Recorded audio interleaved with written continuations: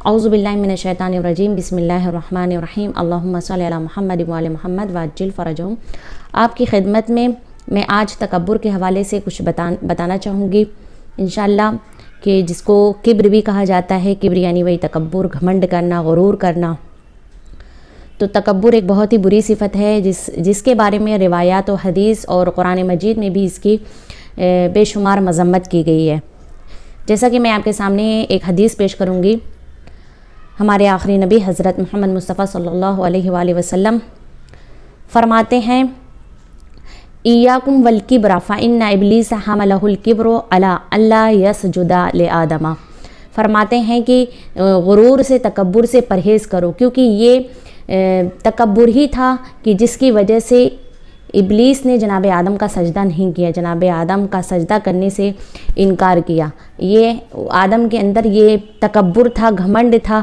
یہ کبر تھا، اس کی وجہ سے اس نے کہا کہ میں آدم کا سجدہ نہیں کروں گا، اور اس نے کہا بقال انا خیر منہ، میں تو اس سے بہتر ہوں۔ شیطان نے کیا کہا تھا کہ میں تو اس سے بہتر ہوں، یعنی جناب آدم سے بہتر ہوں۔ خلقتنی من نار،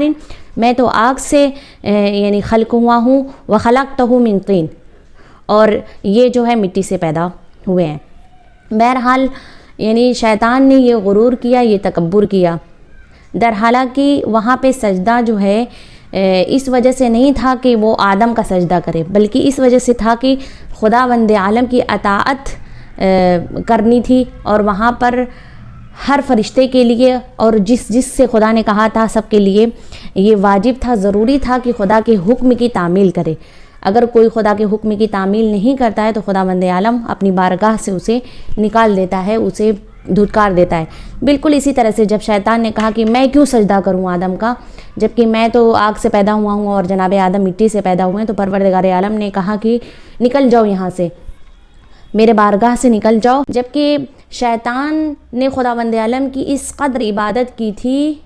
کہ روایات سے ملتا ہے، ایک روایت ہے ہمارے مولا امیر المومنین علیہ السلام سے، آپ فرماتے ہیں کہ شیطان نے 70,000 سال خدا کی عبادت کی ہے، اور اس کی جو 2 رکعت نماز ہوتی تھی،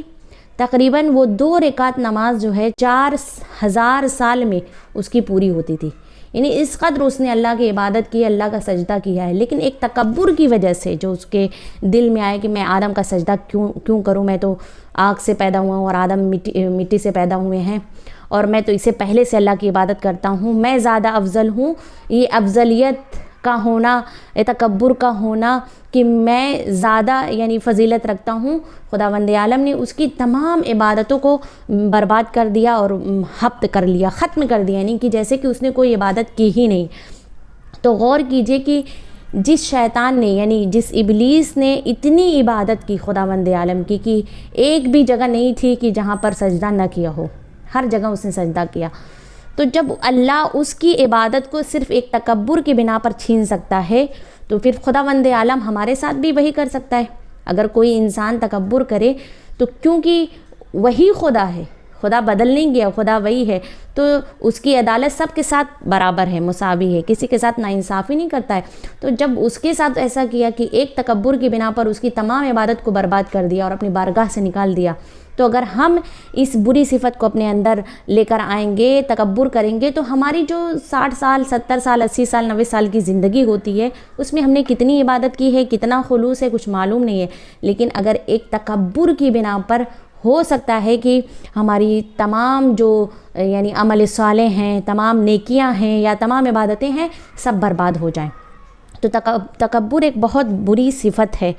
یعنی کہ لمحے بھر کا تکبر جو ہے ہماری پوری زندگی، ساری زندگی کے اعمال کو جلا کر خاک کر سکتی ہے۔